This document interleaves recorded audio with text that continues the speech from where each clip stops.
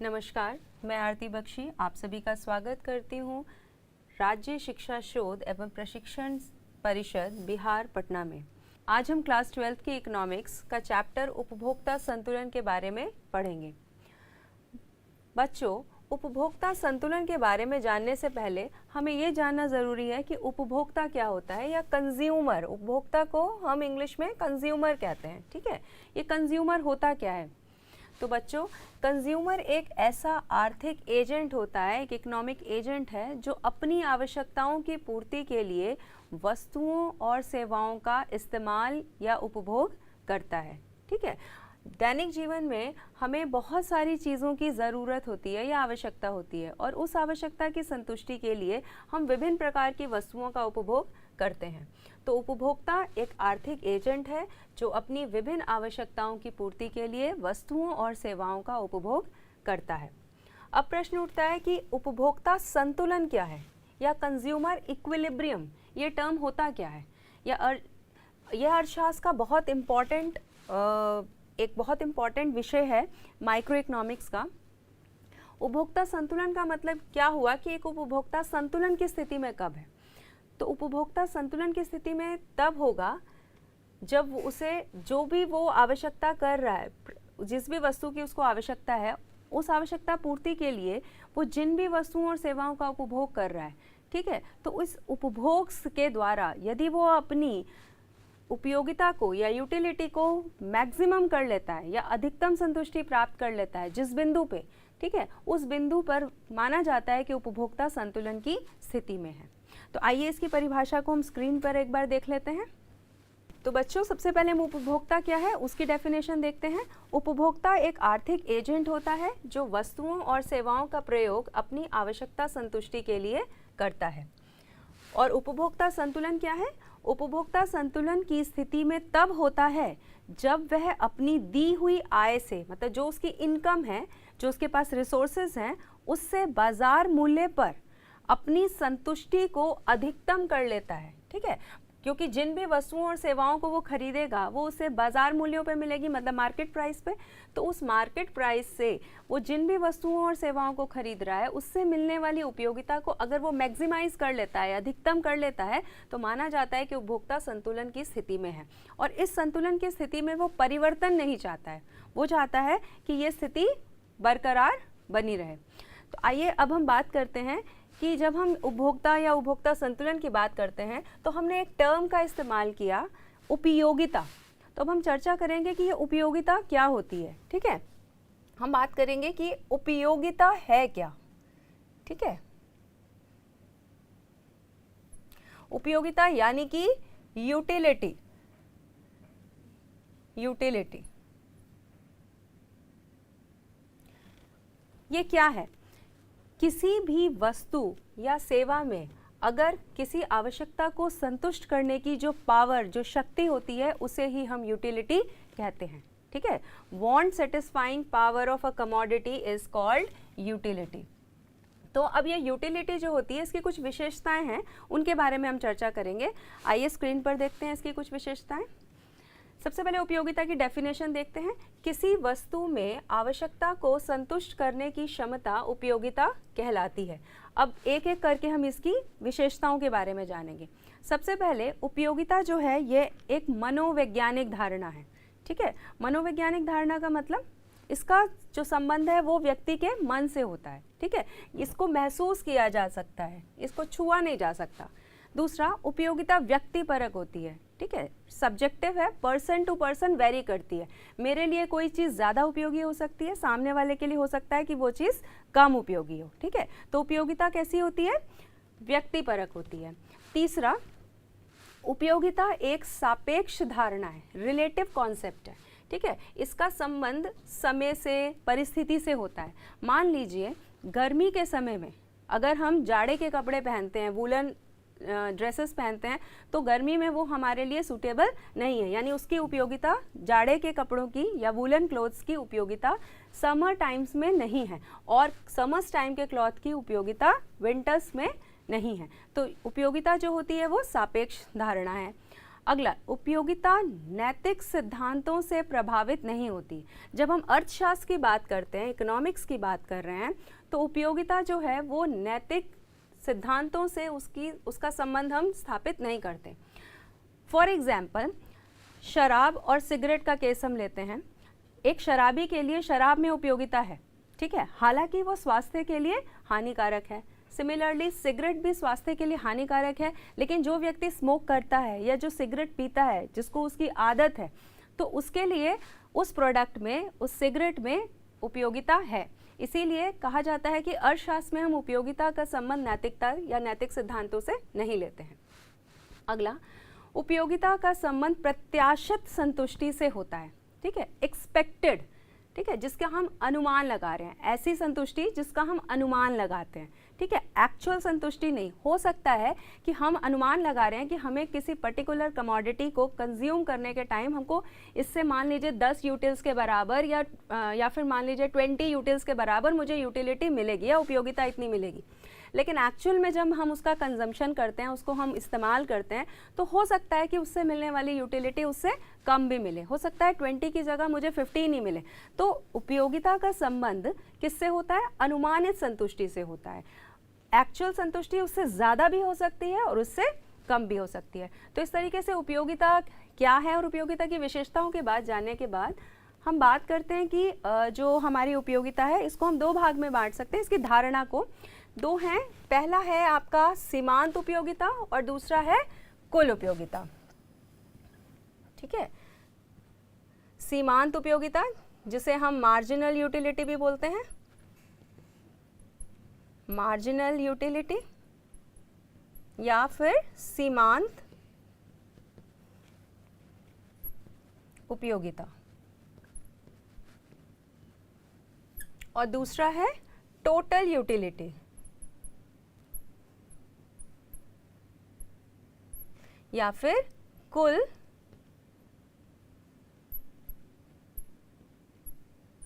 उपयोगिता,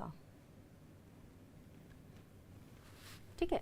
सीमांत उपयोगिता है क्या, इसकी परिभाषा की अगर हम बात करें तो हम स्क्रीन पे एक बार देखते हैं। अतिरिक्त संतुष्टि की वह मात्रा जो उपभोक्ता को किसी वस्तु या सेवा की एक अतिरिक्त इकाई के उपभोग से प्राप्त होती है।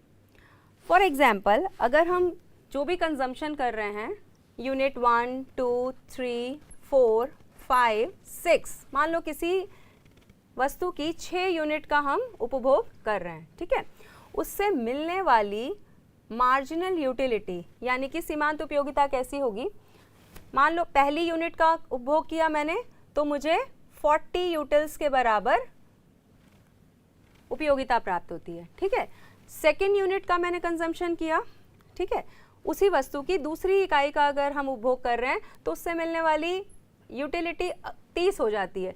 तो ये जो एक अतिरिक्त इकाई, हर अगली इकाई के उपभोग से मिलने वाली जो हमारी उपयोगिता है उसे हम सीमांत उपयोगिता कहते हैं। तो 30 हमारी क्या है? सीमांत उपयोगिता। ऐसे ही थर्ड यूनिट के कंजम्पशन से मान लो हमको 20 यूटिल्स के बराबर मिली तो हमारी सीमांत उपयोगिता कितनी हो गई? 20।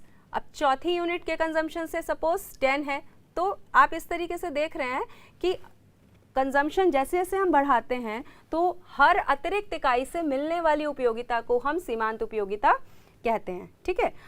अब अगर हम बात करें टोटल यूटिलिटी की, ठीक है, तो टोटल यूटिलिटी क्या है? जब हम टोटल यूटिलिटी हम अगर सीमांत उपयोगिता को जोड़ लें, यानी कि उपभोग में जितनी भी इकाइयों का हम उपभोग कर रहे हैं, जितनी भी वस्तु की जितनी इकाइयों का हम उपभोग कर रहे हैं, अगर उससे मिलने वाली उपयोगिता को हम जोड़ते जाएं तो हमें कुल उपयोगिता प्राप्त होती है।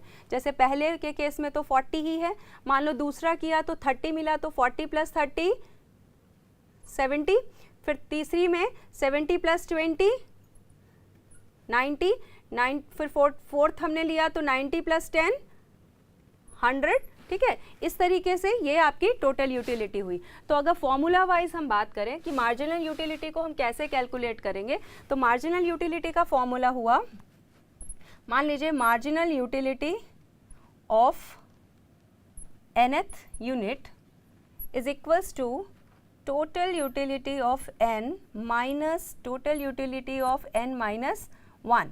फॉर एग्जाम्पल हमको मान लीजिए मार्जिनल यूटिलिटी कैलकुलेट करनी है 4th यूनिट की, ठीक है, सपोज हमको 4th यूनिट की मार्जिनल यूटिलिटी कैलकुलेट करनी है, ओके तो हम देखेंगे टोटल यूटिलिटी ऑफ n, यानी कि total utility of 4th unit, total utility of 4th unit is 100, यहाँ हमने 100 लिखा, minus total utility of n minus 1, इससे जस्ट एक पहले वाला, तो इससे जस्ट पहले क्या है आपका थर्ड यूनिट की टोटल यूटिलिटी हमारी कितनी है 90, ओके तो इन दोनों को का डिफरेंस जब हम लेंगे तो हमारा आंसर आ गया 100 minus 90 is 10. It means marginal utility of 4th unit is 10. तो आप यहाँ देख रहे हैं marginal utility of 4th unit is 10, ठीक है. तो मार्जिनल यूटिलिटी को डिराइव करने के लिए क्या फॉर्मूला है, marginal utility of nth is equals to total utility of n minus total utility of n minus 1, okay. अब अगर हमको टोटल यूटिलिटी के फॉर्मूले की अगर हम बात करें तो इसका फॉर्मूला होगा total utility is equals to sigma marginal utility, यानी मार्जिनल यूटिलिटी को हम क्या कर रहे हैं, ऐड करते जा रहे हैं, जोड़ते जा रहे हैं, ठीक है. तो इन मार्जिनल यूटिलिटी और टोटल यूटिलिटी को कैलकुलेट किस तरीके से करते हैं ये मुझे लगता है होपफुली आपको अच्छे से समझ में आ गया होगा. अभी हमने मार्जिनल यूटिलिटी और टोटल यूटिलिटी को कैसे कैलकुलेट करते हैं उसका फॉर्मूला देखा. अब हम बात करेंगे कि मार्जिनल यूटिलिटी और टोटल यूटिलिटी यानी सीमांत उपयोगिता और कुल उपयोगिता में कैसा संबंध है या क्या संबंध है, ठीक है. सीमांत उपयोगिता, जिसे इन शॉर्ट MU बोलेंगे, मार्जिनल यूटिलिटी, एवं सीमांत उपयोगिता एवं कुल उपयोगिता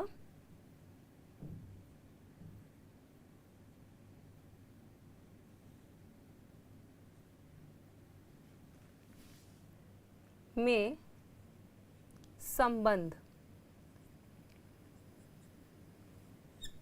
कुल उपयोगिता और सीमांत उपयोगिता में आपस में रिलेशन कैसा है इसके बारे में हम देखेंगे. इस रिलेशनशिप को समझने के लिए हम एक टेबल का सहारा लेंगे, ठीक है. तो एक टेबल हम बनाते हैं. इस टेबल में सबसे पहले हम यूनिट्स लेंगे जिन वस्तु का हम उपभोग कर रहे हैं. मान लीजिए वस्तु X है, ठीक है, कमोडिटी X की 1 यूनिट, 2 यूनिट, 3, 4, 5, 6 और 7, मान लीजिए हम 7 यूनिट का उपभोग कर रहे हैं, ठीक है. इससे मिलने वाली मार्जिनल यूटिलिटी को अब हम लिखेंगे जो मान लीजिए यूटिल्स में है, ठीक है. पहली यूनिट का मैंने कंजम्पशन किया या हमने कंजम्पशन किया तो हमको मान लीजिए 40 यूटिल्स के बराबर उपयोगिता मिली. दूसरे से 30, तीसरे से 20, चौथे से 10, 5th यूनिट में 0, 6th यूनिट में मान लीजिए जैसे जैसे आप देख रहे हैं कि कंजम्पशन हम बढ़ा रहे हैं, ठीक है. तो जैसे जैसे हम किसी भी वस्तु का उपभोग बढ़ाते हैं उससे मिलने वाली उपयोगिता देख रहे हैं आप ग्रेजुअली कम होती जा रही है ना.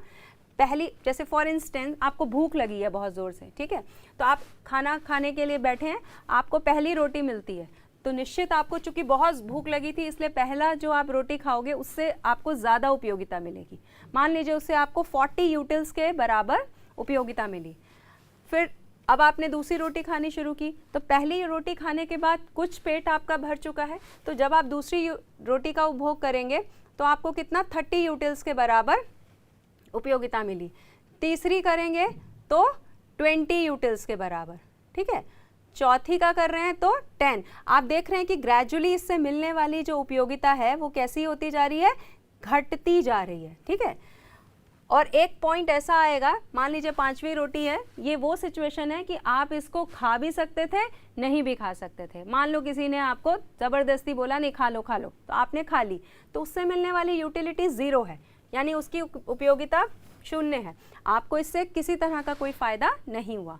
इसके बाद मान लीजिए छठी रोटी खाने के लिए भी आपको बोला जाता है, तो इससे मिलने वाली यूटिलिटी कितनी हो जाएगी। अब आपने मान लीजिए आपका पेट भर चुका है एकदम, है ना, उसके बाद भी ज़बरदस्ती आपकी प्लेट में एक रोटी और रख दी गई, तो आपने उसको खाया तो हो सकता है उससे आपको इंडाइजेशन हो जाए, आपको वॉमिटिंग हो जाए, यानी उपयोगिता मिलने की जगह पर आपको नुकसान हो गया। ठीक है, नेगेटिव यूटिलिटी आपकी मिली है आपको, तो हो सकता है वो -10 हो गई।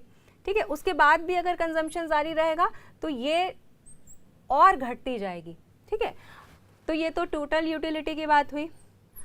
अब सॉरी, ये मार्जिनल यूटिलिटी हमने देखी। अब टोटल यूटिलिटी को हम कैसे कैलकुलेट करेंगे, फॉर्मूला हमारा क्या था, सिग्मा mu, यानी कि मार्जिनल यूटिलिटी को हमको जोड़ते जाना है।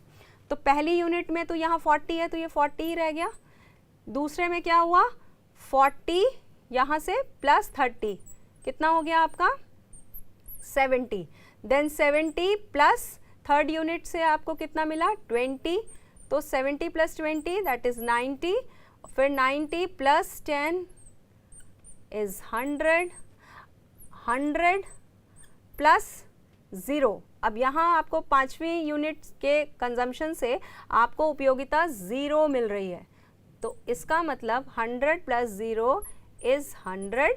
उसके बाद यूटिलिटी आपकी कैसी हो गई है, नेगेटिव हो गई है, तो 100 - 10 दैट इज़ 90, और फिर उसके बाद में 90 - 20 70। ठीक है, तो आप क्या देख रहे हो कि आपकी टोटल यूटिलिटी बढ़ रही है, पहले 40 से 70 हुई, 70 से 90, 90 से 100, ठीक है, बढ़ रही है, लेकिन इस बढ़ने की जो रेट है वो डिक्रीजिंग रेट से बढ़ रही है। ठीक है, जैसे पहली बार में 40 का 30 का इजाफा हुआ, ठीक है, 30 यूटिल्स बढ़ा, उसके बाद 20 ही बढ़ा, फिर 10 ही बढ़ा, और एक पॉइंट ऐसा आया कि बिल्कुल कांस्टेंट है वो 100 का 100 ही है, और उसके बाद में जैसे ही आपकी मार्जिनल यूटिलिटी नेगेटिव हुई, आपकी टोटल यूटिलिटी भी नेगेटिव हो गई, सॉरी माइनस होने लगी, यानी 100 में से 10 माइनस किया तो 90, फिर 90 में से 20 माइनस किया तो 70। इसको देखने से हमको 3 ट्रेंड समझ में आ रहे हैं। वो 3 ट्रेंड क्या है, सबसे पहला ट्रेंड हमारा क्या है कि जब TU बढ़ रहा है, TU इंक्रीज हो रहा है जब तक, ठीक है, तब तक मार्जिनल यूटिलिटी कैसी है, marginal utility is positive, decrease कर रही है मार्जिनल यूटिलिटी 40 से 30, 20, 100, लेकिन पॉजिटिव है। ठीक है, और जब TU यानी टोटल यूटिलिटी जिस समय मैक्सिमम है, ठीक है, टोटल यूटिलिटी इज मैक्सिमम, उस समय मार्जिनल यूटिलिटी इज 0। उस पॉइंट पे मार्जिनल यूटिलिटी जो है हमारी कितनी है, वो 0 है। ठीक है, मार्जिनल यूटिलिटी 0 है, इस समय टोटल यूटिलिटी मैक्सिमम है। तीसरी सिचुएशन, इस सिचुएशन में क्या है, मार्जिनल यूटिलिटी जब आपकी नेगेटिव होती है, ठीक है, मार्जिनल यूटिलिटी जब नेगेटिव होती है तो टोटल यूटिलिटी आपकी डिक्रीज होने लगी है। ठीक है, TU डिक्रीज हो रही है ना, 100 से 90, फिर 90 से 70, कब हो रही है डिक्रीज, जब मार्जिनल यूटिलिटी कैसी है, when marginal utility is negative. Clear है, तो ये 3 सिचुएशन हमारे सामने आ रही हैं। वो 3 सिचुएशन क्या हैं, पहली सिचुएशन में हमारी टोटल यूटिलिटी बढ़ रही है, कब तक, जब तक मार्जिनल यूटिलिटी पॉजिटिव है, मतलब 0 तक या 0 से पहले, जैसे 40, 30, 20, 10 डिक्रीज हो रही है लेकिन पॉजिटिव है, तब तक टोटल यूटिलिटी हमारी बढ़ रही है, जैसे 40, 70, 90, 100। ओके, लेकिन जब आपका मार्जिनल यूटिलिटी 0 हो जाती है, उस समय टोटल यूटिलिटी मैक्सिमम है। ठीक है, मार्जिनल यूटिलिटी जब 0 है तो टोटल यूटिलिटी मैक्सिमम या अधिकतम है। उसके बाद जब टोटल यूटिलिटी हमारी घटने लगी है, कब, जब मार्जिनल यूटिलिटी नेगेटिव हो गई है। ठीक है, तो when marginal utility is negative, TU starts decline, वो गिरने लगता है, वो कम होने लगता है। ठीक है, तो ये हम इसी चीज़ को अगर हम एक चित्र की सहायता से समझें, एक डायग्राम बनाएं, तो कैसे बनेगा अभी देखते हैं हम। तो मान लीजिए ये आपका y axis 0 and this is x axis, ठीक है। हम y एक्सिस पे मार्जिनल यूटिलिटी और टोटल यूटिलिटी को दर्शाएंगे, ठीक है, और x एक्सिस पे हम यूनिट्स दिखाएंगे, वस्तु x की जितनी भी हम इकाइयों का उपभोग कर रहे हैं उनकी संख्या। तो कितनी है? 7 है। तो 0 1 2 3 4 5 6 एंड 7, ठीक है। और यहाँ पे हम देखते हैं कि मैक्सिमम आपका मिनिमम 0 है और मैक्सिमम आपका 100 है, ठीक है। तो 10 10 के वेरिएशन में हम ले लेते हैं। This is 0 10 20 30 40 50 60 70 80 90 100 -10 and -20, okay. पहली यूनिट का जब कंजम्पशन करते हैं तो मार्जिनल यूटिलिटी हमारी कितनी है? 40। फर्स्ट यूनिट में मार्जिनल यूटिलिटी हमारी 40, तो यहाँ से 1 और यहाँ से 40, एक डॉट प्लॉट करिए। सेकेंड यूनिट में मार्जिनल यूटिलिटी हो गई हमारी 30, तो 30 यहाँ है, सेकेंड यहाँ पर एक डॉट लगाइए। थर्ड यूनिट में 20 है, थर्ड में 20, फोर्थ में 10, फोर्थ के सामने 10, 5 में 0, 6 में -10 और 7 में -20, ठीक है। अब हम क्या करेंगे? इन सभी बिंदुओं को आपस में जोड़ देंगे, ठीक है।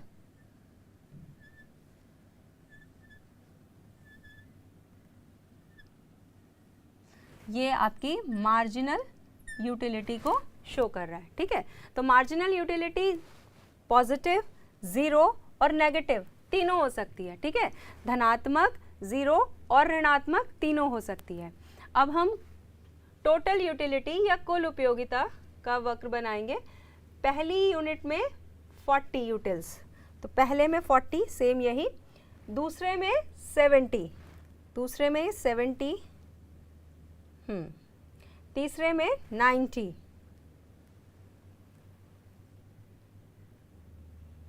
चौथे में 100,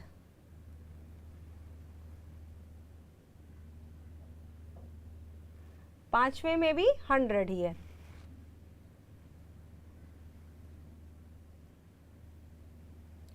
फिर 6 यूनिट में 90,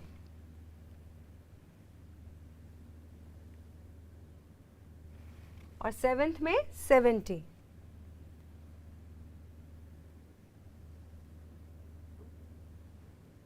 ठीक है।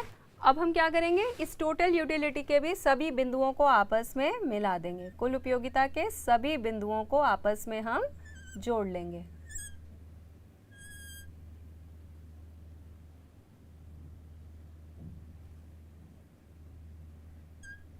ये टोटल यूटिलिटी के वक्र को या कर्व को दिखा रहा है।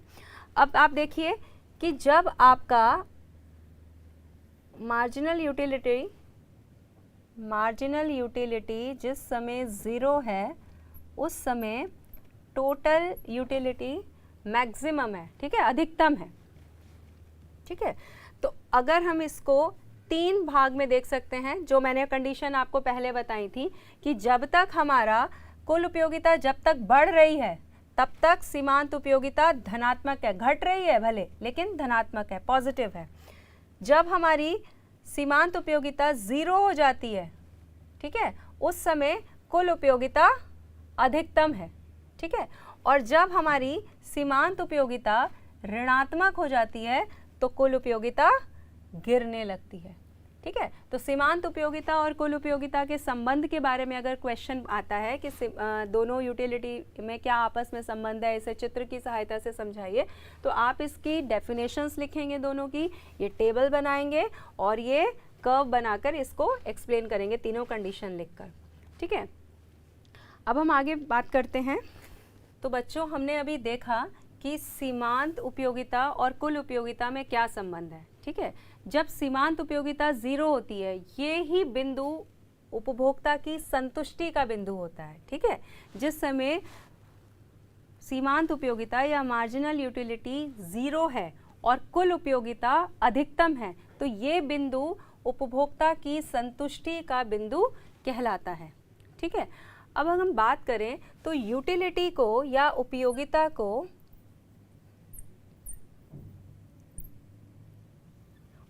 को लेकर दो तरह के अप्रोच हैं या दृष्टिकोण हैं। एक दृष्टिकोण कहता है कि उपयोगिता की हम गणना कर सकते हैं। ठीक है, और दूसरा दृष्टिकोण के हिसाब से उपयोगिता की गणना नहीं की जा सकती, क्योंकि ये एक मनोवैज्ञानिक धारणा है। ठीक है, तो उपयोगिता के दो दृष्टिकोण हैं। एक है आपका गणनावाचक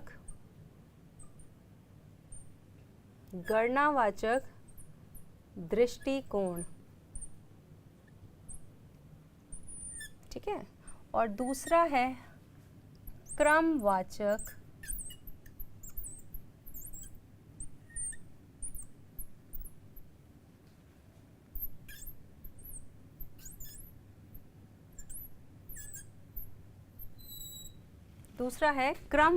दृष्टिकोण। ठीक है, गणनावाचक दृष्टिकोण देने का श्रेय जाता है प्रोफेसर एल्फ्रेड मार्शल को।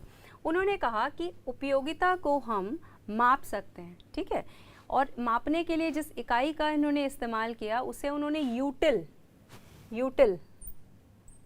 ठीक है, यूटिल के नाम से पुकारा। ठीक है, उन्होंने कहा कि उपयोगिता को यूटिल के रूप में हम माप सकते हैं। ठीक है, और इससे पहले एच गोसेन नाम के एक अर्थशास्त्री थे, उन्होंने दो नियम दिए थे। ठीक है, गोसेन का प्रथम नियम और गोसेन का द्वितीय नियम। पहला है गोसेन का प्रथम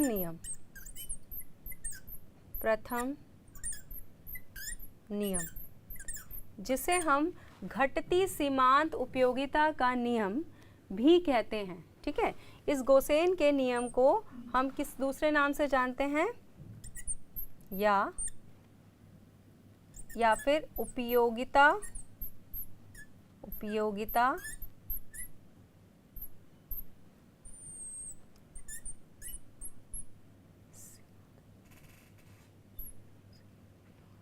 सीमांत उपयोगिता ह्रास नियम या घटती हुई सीमांत उपयोगिता का नियम। जो बच्चों अभी हमने एक टेबल बनाई और उसके साथ में डायग्राम बनाया, वो बेसिकली घटती हुई सीमांत उपयोगिता का नियम ही है। हमने उसमें ये देखा ना कि किस तरीके से जैसे जैसे हम किसी वस्तु का उपभोग बढ़ाते हैं, उससे मिलने वाली उपयोगिता धीरे धीरे कम होने लगती है। ठीक है, तो यही जो नियम है, पहला गोसेन का प्रथम नियम, वो यही कहता है कि जैसे जैसे हम उपयोगिता किसी भी वस्तु का उपभोग बढ़ाते हैं तो उससे मिलने वाली उपयोगिता घटने लगती है। ठीक है, तो इस नियम की कुछ मान्यताएं हैं जिसे हम स्क्रीन पे देखेंगे। ये लिखा हुआ है कि उपयोगिता गणना के दृष्टिकोण दो हैं, गणनावाचक और क्रमवाचक। गणनावाचक दृष्टिकोण प्रोफेसर एल्फ्रेड मार्शल ने दिया और इसमें दो नियम के बारे में हम स्टडी करेंगे। गोसेन के प्रथम नियम, जिसे उपयोगिता ह्रास नियम के नाम से जानते हैं, और गोसेन का द्वितीय नियम, जिसे सम सीमांत उपयोगिता नियम के बारे में के नाम से हम जानते हैं।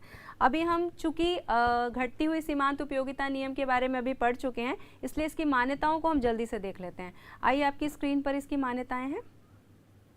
सबसे पहले, उपभोग की जाने वाली सभी इकाइयां एक समान होनी चाहिए। ठीक है, जिन भी वस्तुओं का हम उपभोग कर रहे हैं, ठीक है, उनकी सभी इकाइयां एक जैसी होनी चाहिए, होमोजीनस होनी चाहिए, एक समान, समरूप। जैसे कि मान लीजिए अगर आप रोटी खा रहे हैं तो पहली इकाई रोटी हो गई तो दूसरी पराठा नहीं होनी चाहिए, ठीक है। तो हो सकता है कि रोटी से आपको जितनी यूटिलिटी मिली उससे ज़्यादा यूटिलिटी आपको पराठा खाने से मिल जाए, है ना, या पूड़ी खाने से मिल जाए। इसलिए ऐसा कभी नहीं होना चाहिए। जो भी वस्तु का हम उपभोग कर रहे हैं उसकी सभी इकाइयाँ एक समान होनी चाहिए, ठीक है। इसकी दूसरी विशेषता है उपभोग निरंतर होना चाहिए, ठीक है। ये कंजम्पशन जो है वो कंटिन्यूएशन के साथ होना चाहिए, इसमें ब्रेक नहीं होना चाहिए। ऐसा नहीं कि आपने एक यूनिट का उपभोग अभी किया और दूसरी यूनिट आप आधे घंटे बाद कंज्यूम कर रहे हैं या 1 घंटे बाद कंज्यूम कर रहे हैं। अगर ऐसा आप करते हैं तो ये नियम लागू नहीं होगा। तो उपभोग कैसा होना चाहिए? निरंतर। तीसरी इसकी मान्यता है वस्तु एवं उसके स्थानापन्न वस्तुओं की कीमत में कोई परिवर्तन नहीं होना चाहिए। जिस दौरान आप कंजम्पशन कर रहे हैं तो उस वस्तु की जो सब्स्टिट्यूट गुड्स हैं, ठीक है, पहले तो उस वस्तु की भी कीमत में परिवर्तन नहीं होना चाहिए क्योंकि आप एक ही टाइम पे कर रहे हो, ठीक है। दूसरा, उसकी जो उससे रिलेटेड वस्तुएं हैं जैसे उसकी सब्स्टिट्यूट गुड्स, उनकी कीमत में भी परिवर्तन नहीं होना चाहिए वरना इसका प्रभाव भी पड़ेगा। अगली विशेषता है हमारी वस्तु की इकाइयाँ बहुत छोटी या बहुत बड़ी नहीं होनी चाहिए। जिन भी यूनिट्स को हम कंज्यूम कर रहे हैं उनकी जो इकाइयाँ हैं वो स्टैंडर्ड यूनिट होनी चाहिए। ऐसा नहीं, मान लीजिए आप रोटी खा रहे हैं तो रोटी का साइज़ बहुत छोटा छोटा अगर होगा तो भी तब भी आपको एक यूनिट के बाद दूसरी यूनिट खाने से आपको ज़्यादा ही उपयोगिता मिल जाएगी, है ना, क्योंकि वो आपकी इतनी छोटा साइज़ होगा कि आपको उससे ज़्यादा भूख महसूस होने लगेगी उसको एक रोटी खाने के बाद। तो जो भी वस्तुओं का उपभोग करें उसकी यूनिट स्टैंडर्ड होनी चाहिए। अगला है, ये नियम ये मानता है कि वस्तु के उपभोग से प्राप्त होने वाली उपयोगिता को मापा जा सकता है, ठीक है, इसको हम मेजर कर सकते हैं यूटिल्स के शब्दों में, ठीक है। उन्होंने बोला कि भले ये मनोवैज्ञानिक धारणा है लेकिन फिर भी हम एक अनुमानित रूप से ये कह सकते हैं कि पहली यूनिट से हमको इतने यूटिल्स के बराबर उपयोगिता मिली और दूसरी यूनिट से इतने यूटिल्स के बराबर उपयोगिता मिली, यानी उपयोगिता को मापा जा सकता है। अगली मान्यता है उपभोक्ता जो है वो एक विवेकशील प्राणी है, ठीक है। विवेकशील प्राणी, उसको पता है वो किस तरीके से कंजम्पशन कर रहा है, इस कंजम्पशन का उस पर क्या प्रभाव पड़ रहा है, ठीक है। पागल या एबनॉर्मल, है ना, इस तरह की टेंडेंसी के उपभोक्ता की बात हम यहाँ पे नहीं करते। एक सामान्य उपभोक्ता की हम बात करते हैं जो विवेकशील है, क्योंकि अगर कोई एबनॉर्मल व्यक्ति है जिसका मानसिक संतुलन सही नहीं है तो हो सकता है कि वो कंजम्पशन करता जा रहा है और उसको जो उपयोगिता मिल रही है उसका वो अनुमान ही नहीं लगा पा रहा, तब भी ये नियम लागू नहीं हो पाएगा। इसके अलावा उपभोक्ता की रुचि, फैशन इत्यादि, इन सब में भी परिवर्तन नहीं होना चाहिए। तो कुल मिला के हमने आज की क्लास में क्या पढ़ा बच्चों?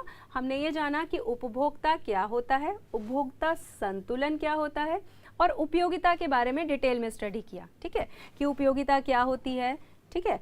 और उपयोगिता की दोनों अवधारणाएं यानी कि सीमांत उपयोगिता और कुल उपयोगिता के बारे में जाना, और ये दोनों ही जो उपयोगिताएं हैं इनका आपस में कैसा संबंध है इसको हमने चित्र की सहायता से समझा।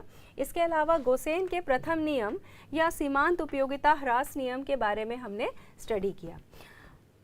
हम अगली क्लास में गोसेन के द्वितीय नियम के बारे में जानेंगे जिसे उपसम सीमांत उपयोगिता नियम के नाम से भी जाना जाता है। तब तक के लिए नमस्कार, थैंक यू।